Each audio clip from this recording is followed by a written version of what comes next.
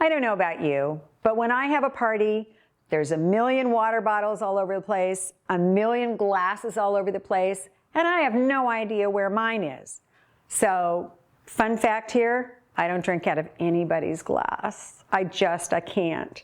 So I like to know which one belongs to me, and that's why you need drink charms.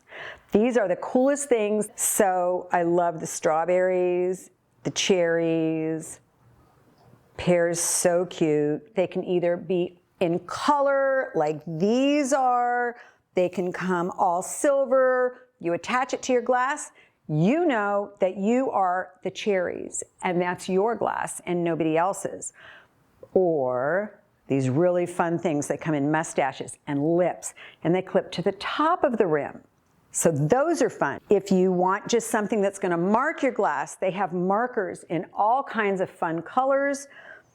These you write a person's name on. So many options, but that way I never lose my glass and you never lose yours.